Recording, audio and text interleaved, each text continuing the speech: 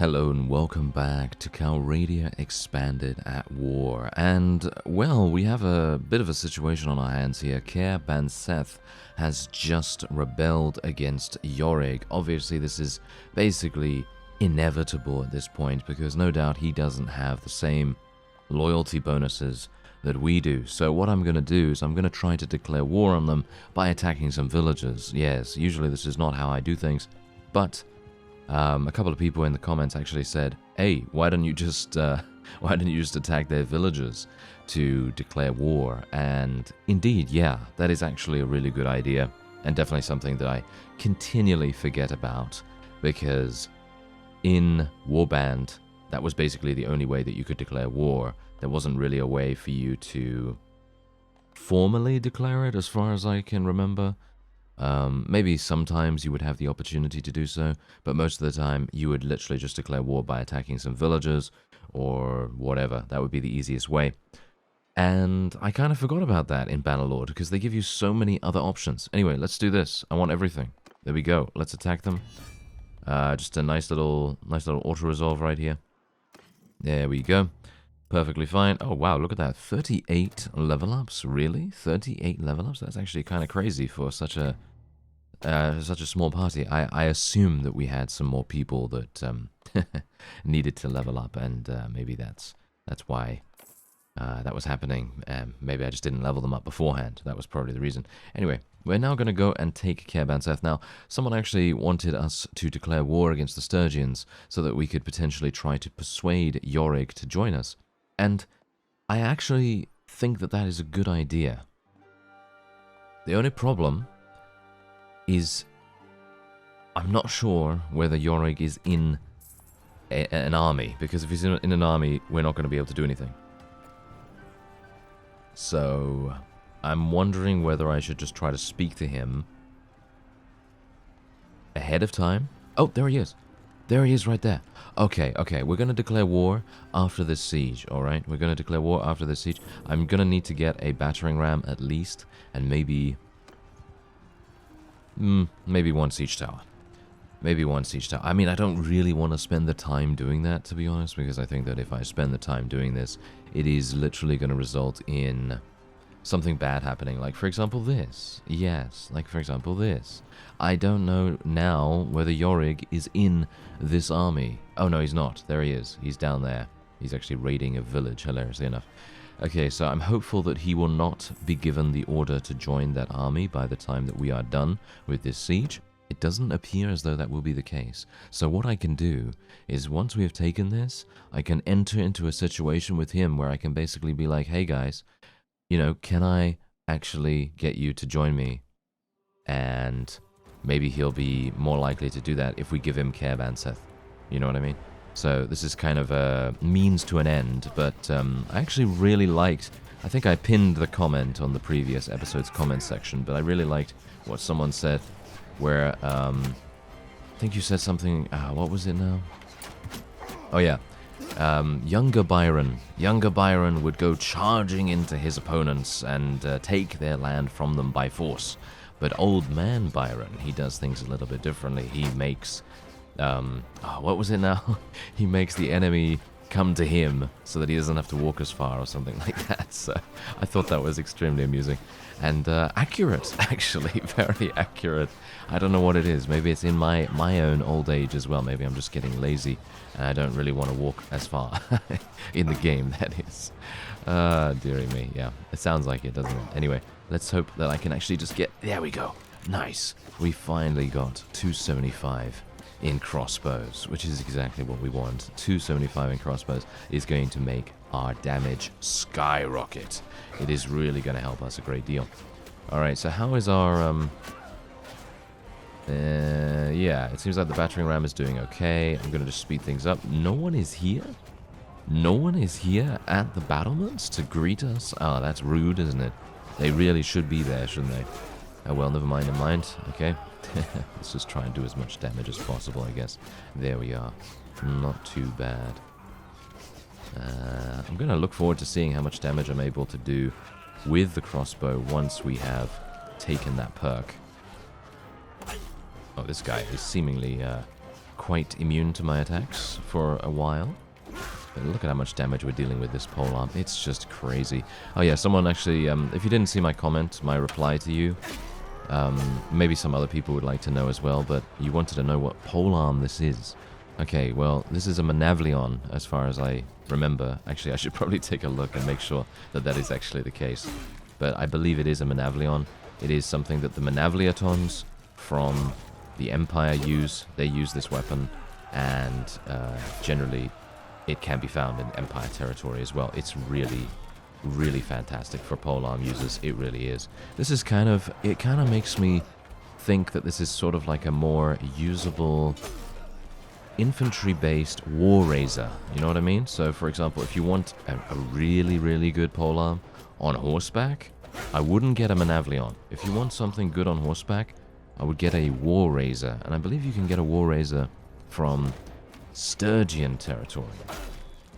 Sturgian territory, I believe, has the war raisers, but it could be found elsewhere as well. But I found my particular war raiser from Revel, I believe it was. Yes, from Revel, I seem to recall. And yeah, so that's a fantastic, fantastic cavalry weapon. So if you're playing a cavalry-focused character, you probably want to get the War Razor instead. But if you're playing something like me, that is a little bit less, a little bit less cavalry-focused and a little bit more infantry-focused, even though I do use a mount in field battles, admittedly. But the point is, we don't really have that much riding skill. Do we? Do we actually have a good amount of riding skill? I think we do have a good amount of riding skill, actually. I think we've got a decent amount. So, scratch that. Never mind. Just ignore what I said in the last 15 seconds. Anyway, seems like that is going to be a victory for us. And that gives me the wide open door. Oh yes, the wide open door to speak to Mr. Yorick now. And then once I speak to Mr. Yorick, everything is going to right itself. And we're going to be in a very, very good place indeed. But bear in mind, obviously, I need to declare war against them first. Oh yeah, someone said I should go into the keep sometimes. I should go into the keep because they have some unique layouts. And look at this. They do. Look at that. This is cool. Oh, I was unaware of this. I actually thought that most of the keeps were relatively similar in their layouts. And so, me auto-resolving is pretty much just, saving us a little bit of time. But this is actually really cool. Seeing a unique layout like this is really fun. Oh, yes. Also, if I don't die, if I don't die, that would be fantastic. Oh, okay. Apparently, I'm missing absolutely every single shot at the moment. Let me see if I can maybe get a better angle, or why are my forces having such difficulties with this terrain? Not entirely sure why, but oh well, never mind. I did take a massive amount of damage doing this, but I personally feel like this kind of layout's super cool. Thank you for telling me, by the way. Thank you for telling me, because it is really very interactive and a lot more atmospheric to do it this way, because you usually don't get these kinds of situations where you have to fight against a much smaller force of enemies, unless it's like a stomp, obviously. If you stomp them and you don't have to worry about being defeated or anything like that. But I'm actually worried about that right now because we are getting absolutely murdered by their archers. I'm just going to speed things up real quick because I was very close to death. Where's the last enemy? Never mind. The Banner Knight took care of them, and there we have it. Alright, not too bad. But yeah, that was actually really cool. It's actually really cool to see one of the unique layouts right there. Anyway, do they have any Vlandians? I highly doubt they have any Vlandians. Yes, they do not. And I personally don't really care about placing them in the garrison at the moment, because I'm going to be trading this back really, really fast. Actually, do I want to? I'm going to take them, okay? I'm going to take them just purely for the fact that maybe it's going to make a bit of sense. Maybe it'll make a bit of sense. And also, maybe I should take the prisoners as well, just to sell them, even though they're not really going to sell for a huge amount of money at all. Going to let my troops take 25,000 experience. We're going to show mercy, claim the fief, of course. And now we're going to declare war against the Sturgians, and then we'll hopefully be able to do a little bit of, a little bit of jiggery-pokery here and there. Yes, 2,400. Yeah, that is really, really awful. But, can't do much about that. Okay, here we go. 26 enemies. 26 units to level up. And thanks to my new sorting system, I can now basically just spam click. And there you go. There they all are. Fantastic. They are all in the garrison very, very quickly. And that's exactly what we like to see. Alright, so let's just take a quick look here. Yeah, so the loyalty is absolutely fantastic now, obviously, because we have taken it from the rebels. The rebels usually make a town's loyalty absolutely skyrocket all the way up to 99. And so if you want to... I guess that's what the rebellions are for, actually. Partially, to sort of reset the loyalty values, I guess. But anyway, if you want to do this kind of thing, and maybe if they're happening with your own towns, you might want to let this happen on purpose. I know that sounds a bit weird, but if it happens, maybe try to make sure that your garrison is not too large, because then what you could potentially do is when they rebel, you could just take it back really easily with like an auto-resolve or something like that. And then maybe that would make a difference, you know? Maybe it would be a lot easier to reset the loyalty value in that way, rather than having to deal with a full garrison and fighting against the, against the loyalty. Obviously, this is only if you are not the ruler of your own faction. Because if you're the ruler of your own faction, you can obviously institute all of those policies, and all those policies are... I would, I'm not going to say that they're overpowered, but I would definitely say that they're really, really strong and good at what they do, at increasing loyalty for all of your fiefs. It's really quite fantastic. Anyway, I am going to declare war now, I think. So let's do that. Let's have a look. Sturgia. Okay, let's declare war. There we go. And now we will send a messenger to Yorig instantly. He's gonna be... This is not the guy. It's this one. There we go. Alright, so hopefully he'll be able to speak to us. Can you speak to us now, sir? Now? Anytime now? Thank you. Okay, that was a little bit too fast. I mean, not fast, but it was a little bit too slow for my liking, but there you go. Okay, so... he is willing to listen. This is fantastic. Okay, there we go. Critical success to start us off. That's what I like to see. Let's go for a 100% chance. Thank you. And maybe the next one will be good as well. Yes, 82. Okay, that was ineffective, apparently. 82% chance. Not good enough. But thankfully, the next one was a 90% with a critical success. Oh, yes. Absolutely perfect. Okay, so he has done Glannis right here. I'm going to be giving him Care Seth. And then he's going to join us. Boom. Like that. I'm actually wondering, should no, I don't really care about Dunglanis that much. I'm perfectly happy for him to maintain control of these. It's not particularly good, because obviously he's going to end up losing these to a rebellion in the future, but maybe being a part of our faction is going to help him a little bit with that. Who knows? Anyway, let's just do that. He has now joined us. And this large army is going to be heading in here, no doubt, in a very quick second. Yep, there they go. Okay, let's join the defense. If they go in for this, I'm actually going to be okay with that. I actually don't mind. Oh, yeah, that reminds me. Let us finally spec our crossbows. Each skill point above 200 grants you 0.2 speed increase, 0.2% speed increase. And also above 200 grants you a 0.5% damage increase with crossbows. Now, I don't know about you, but that is kind of insane. Because if you think about the 0.5% damage increase, that is basically, what is that, like what, 38% damage increase already? I mean, my maths is always extremely bad, so I do apologize if it's wrong, but generally, that's kind of an approximation of how much percentage increased damage we're getting, which is actually amazing. That's a super, super good, super strong perk. But again, as I said before, and as I've said many times since then, I personally would prefer to see a different perk at the maximum level. I'd like to see both of these be 1 bonus. So basically, it would say each skill point above 200 grants you 0.2% speed increase and 0.5% damage increase with crossbows, and then have a secondary effect that is a little bit cooler, a little bit cooler, like, I don't know, maybe play a little bit more with the RPG aspects of the game. Obviously, this is venturing a little bit more into sort of fantasy territory. And obviously the game has very little fantasy elements at all. I mean, there's no magic, there aren't any other races or species or anything like that. So generally, yeah, you know, playing with the RPG in that aspect is not really going to work. But what I'm talking about is kind of like active abilities. I feel like active abilities could be a lot of fun. For example, let's say that, maybe not even active abilities, but maybe like passive abilities or something. So like every 5 shots, you gain the ability to shoot a mighty shot, because obviously it's already called Mighty Pull, right? It's called Mighty Pull.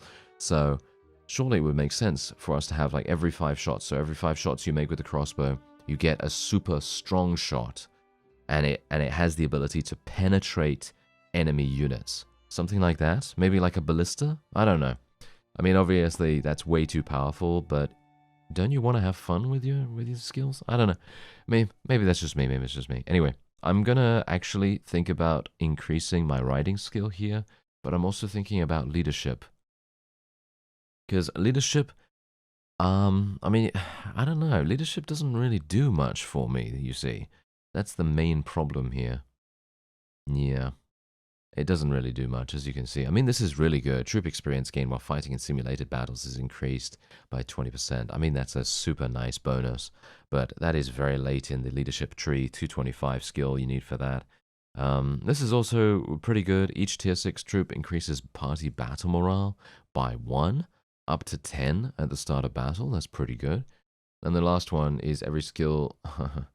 yes, every skill after 250 gives you +1 party size. That's, in my opinion, completely useless. So that's probably not going to be a good idea. What about engineering skill? Let's go for some more engineering skill and some more intelligence. And maybe my medicine skill is going to level up a little bit more as well. Although we do have a surgeon and indeed a medic that are absolutely fantastic with their medicine skill. So it's probably not even going to be necessary. But now that we have Yorig joining us, I'm pretty happy with our force of vassals. We're probably going to have to do something a little bit more, though. What about Asta? Let's have a look at Asta real quick. No, she hates us, and she is actually the... Never mind. She's actually in Ragnvad's clan. There's no way she's going to speak to us, and indeed, Ragnvad would have to be the one to agree to anything. So, highly unlikely that anything like that is going to transpire. And otherwise, let's see what they decide to do. No doubt they're going to go in against us here, and we're going to have to try to prevail against them. Well, this is actually kind of strange. They abandoned the siege. Now, you may think, well, that's kind of weird, right? I mean, I think that's kind of weird because they have a situation here where they're outnumbered. I mean, we are outnumbering them, obviously, now that I'm joining. But before that, they were outnumbering us. So it's kind of a bit strange, right? I mean, look at that. They have, what is it? That's like 500, 650, you know, 700, 750, 800 sort of combat strength.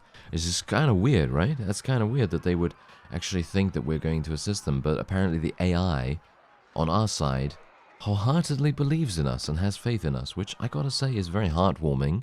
It is very heartwarming, but it is a little bit, it's forcing my hand quite a bit right here, because I actually wanted to participate in the siege defense. I personally feel like the siege defense is a lot of fun to do, but obviously in this case, I wasn't able to. I wasn't able to do it, so let's just move our archers into a nice position here. And gotta say, I like this. I like this map. This is one of the maps that I like, but I personally prefer that other one that we very rarely get. It's been in this series, I believe. I think it's only been shown in this series. And, yeah, it's one of the best maps I've ever seen. It has such a wide variety of different, should we say, rolling hills and small valleys and trees.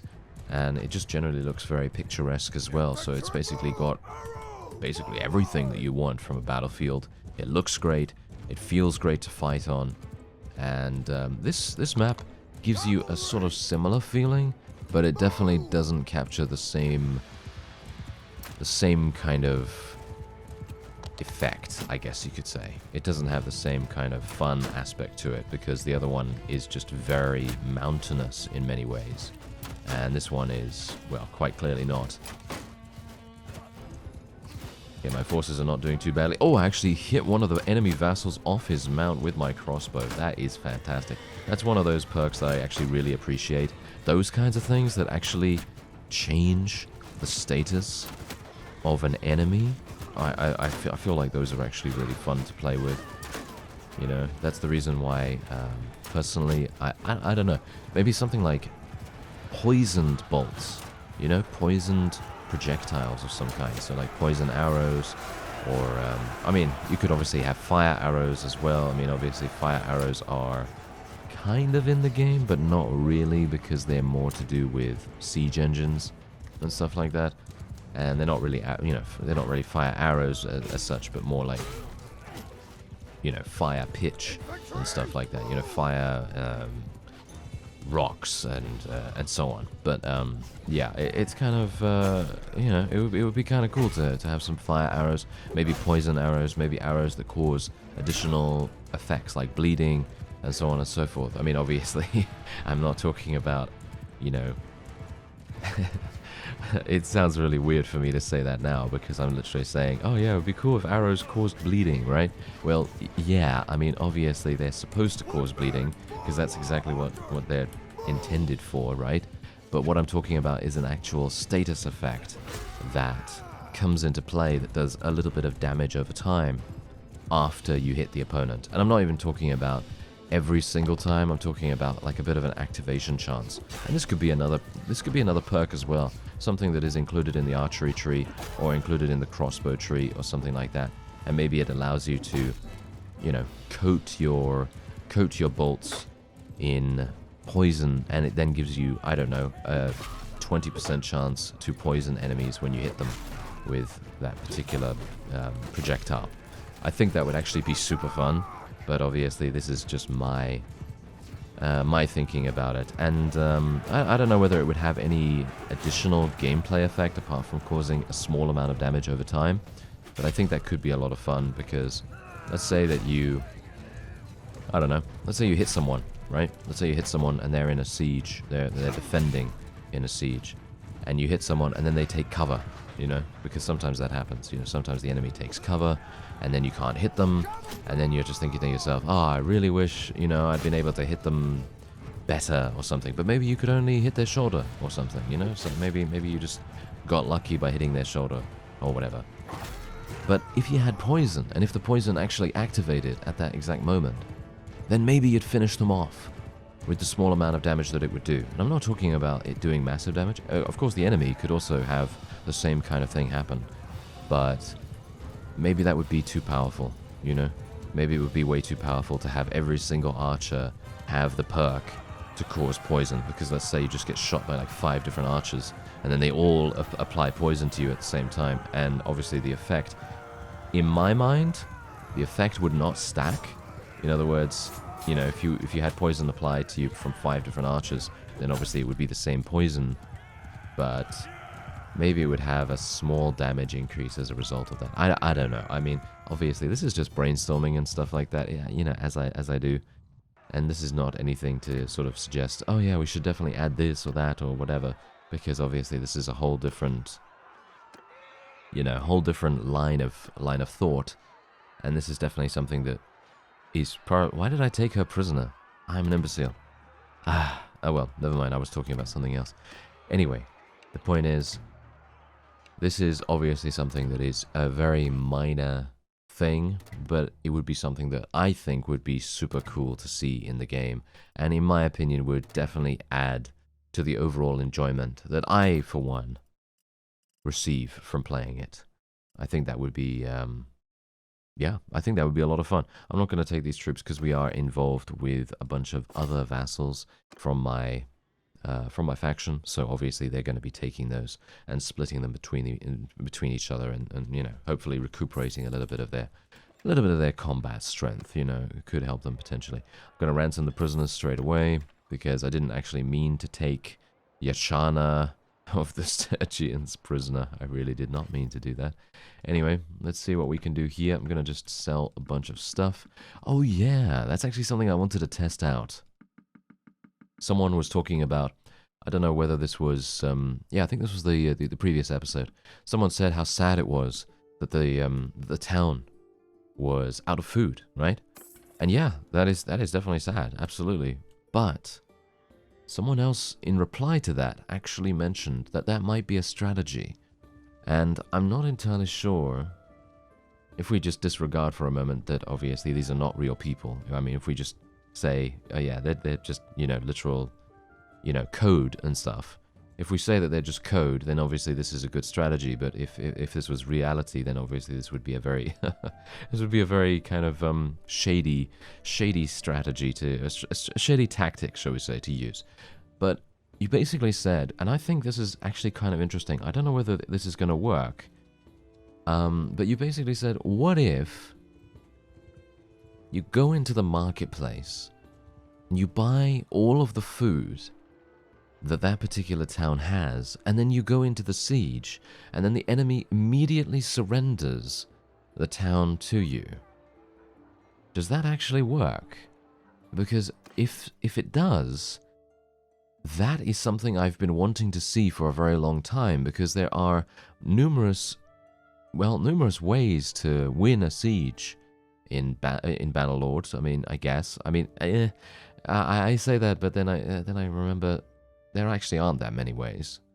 But, I mean, obviously everything has a price is something. Persuading people with charm skill is also something, because obviously you're going to be persuading them to come over to your faction, only if you're at war with them, of course. And then you, of course, have the ability to, you know, starve out the garrison. Bear in mind, this is actually going to cost me a lot of cash, because you can see here, they have a massive surplus of food. They're making a lot of food per day. The grain especially is crazy. But here's the thing. What I could technically do is I could, if I wanted to, I could go to the various villages surrounding this town, and I could raid those villages. I could raid them, and I could prevent the grain from being resupplied. And then I could go into the marketplace, I could purchase all of the food, and then I could lay siege to the particular town. That might be something to think about, you know? And also, here's Pencannock. Here's Pencannock. Okay, I'm going to speak to my friend Adram, and we're going to see whether we can potentially persuade him to join us, because if he does end up joining us, this is going to be pretty fantastic. Also, I'd like to speak to Lek. I might be able to get him to join us as well. Maybe I can get him to join us without actually having to give up any fiefs. Hello, sir. Oh, Godun! Godun is your leader. Oh, I actually thought that Lek was the leader of his own clan, but apparently not. Gonna send Godun a message then. He is a vassal of the Azarai, very strangely enough. I'm not entirely sure why that is the case, but he's apparently quite close by anyway, so that's pretty good. Hello there, sir. I would like to persuade you to join us. There we go. 90% chance, critical success. Yes, very nice indeed. And hopefully we'll be able to do the remaining conversation options. Oh, 82%. Ineffective, once again. Very strange. Not entirely sure why we're always getting an ineffective failure on that. That's kind of weird. Oh, well, never mind. Okay, what do I actually want to give him, by the way? This is a bit of an issue. I guess I'll give him, no, not this. I'll give him Senckeberg Castle, I suppose. Senckeberg is quite far away, isn't it? I believe it is quite far away, so I might as well just give him this. And I believe that is a Sturgian fief as well, so it kind of makes sense, right? Okay, so he's joined us. That is nice. And hopefully my messenger to Adram is going to arrive as well. Hopefully he's not in an army yet, but I would assume that he is very much in an army. Let's have a look. Never mind. Okay, he apparently doesn't care about that. Yeah, we also can't barter with him anymore either, but that is obviously to be expected. I would love to be able to take Pencannock, to be honest. I would love to be able to take this. I actually wonder, can I form an army? Do we have any people that could potentially join us? Godun could join us. Svedorn. Actually, quite a few people could join us. Let's try to form a very, very large army. Here we go. And now let's besiege it. and I will try to build everything that I possibly can. And I might go for a little... Wow, we almost have 2,000 combat strength, really? I might have... I might have gone a little bit overboard, potentially. Yes, I might have gone a bit too much. Yeah, okay. You know what? Should I try trebuchets? I was going to say, I'm going to try an old-style siege, because having trebuchets and building all 4 of them and then deploying them all at once used to be an extremely effective strategy. However, it has started to become even more costly than it ever was, because any single time that you would try to do that, you would just lose so many people from bombardment. And bombardment would be one of the greatest takers of life, pretty much, that you could ever find. And it was really, really disappointing to see that, to be honest. But, yeah, we have 2,000 combat strength. That's actually pretty crazy. Alright, I'm going to wait until daytime. And now let's go in. I'm very interested to see whether we're going to be able to achieve victory here. This is going to be... I mean, I think we're probably going to be fine, but it's one of those situations where I think to myself, well, we know Pencanog, yeah? We know Pencanog, you know? It's a very harsh fief to try and take. It really is. I don't know why it's so harsh. I think it's probably because of all the archery nests, potentially. I mean, you can see here, look at how many they actually have. Oh, we did hit that guy. Unfortunately, I'm still not killing people in one hit. Didn't hit him again.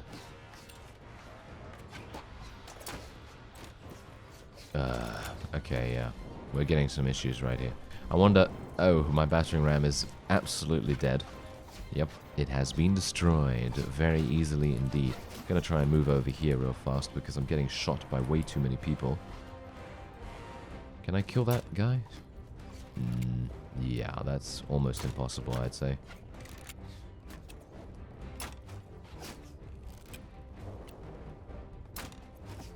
Oh, we got him. We hit him in the shoulder. Yeah, this is very harsh.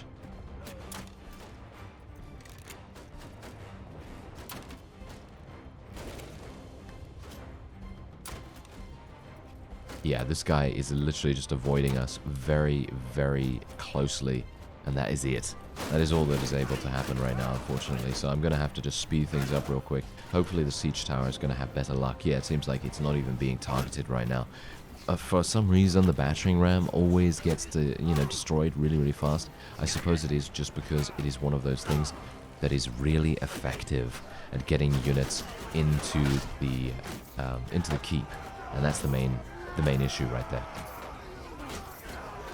Okay, can I do some damage? This is the question.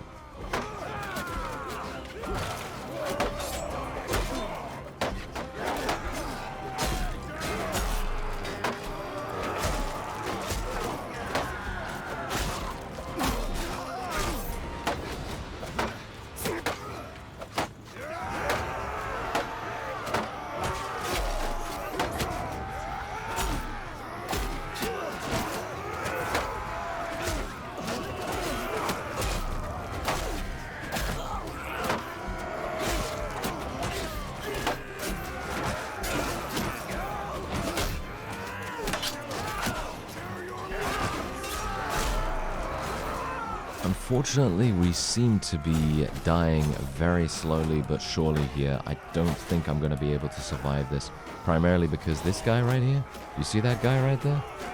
I don't know whether you can see him, but this guy, do you see him right there? That guy is literally targeting me every single time I pop my head up, unfortunately. And I can't do much about him unless I get my crossbow out right now. Maybe I can shoot him. I have to reload, unfortunately. There's also these guys. Yep, I'm dead. I got myself shot in the head. Well, that is to be expected, I suppose. Let's see what happens, actually. I don't think I'm going to be able to achieve victory here. Pencanog, everybody. Pencanog.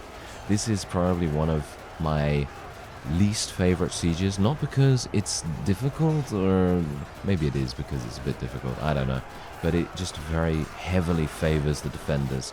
And unfortunately, the battering ram is just impossible to get to the gates. It's really impossible to get it to the gates.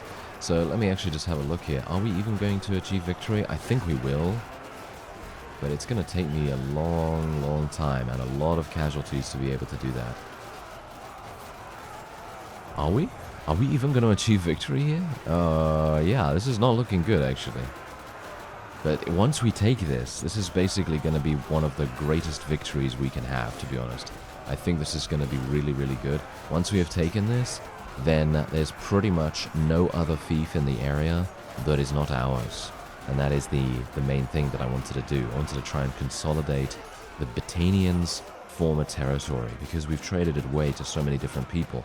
You know, we traded it away to the Sturgians in the form of Yorick, and obviously I wanted to speak to Adram, but unfortunately he has a better relation with Unkid than he does have with us. So obviously that is not possible. But yeah, significant casualties right here, and the enemy was able to escape to the keep. And I can't even go into the keep because I'm dead, basically. So, yeah, that obviously doesn't really help. But anyway, let's just take all the prisoners. We'll take all the loot as well. We're gonna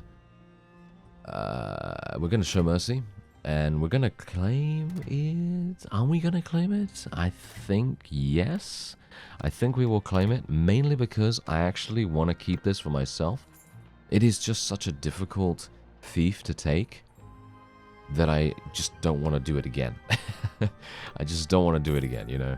That is literally the brutal honesty right there. I literally do not want to do this siege again. It is too punishing, basically. Way too punishing for my liking. So otherwise, let's just sell a bunch of this stuff. We're going to sell this. We're just going to try and get a little bit of cash, because you never know. We're probably going to need it. And I'm actually going to say goodbye to all of our forces, because I don't need to keep these guys around any further. So let's disband the army. They can go wherever they want, and I will stay in Pencannock and rejuvenate a little bit. Anyway, that's going to be it for this episode. As you can see, we've now consolidated this territory, and the only thing we need to take now that the Sturgians still have available to them is Varcheg and, of course, Firth Castle, but that's a kind of minor problem. And hopefully Cadfin is actually going to go and try and take that. He's got a very small army, though, so it's probably unlikely that he'll be able to succeed. Anyway, I thank you very much for watching, and I'll see you next time.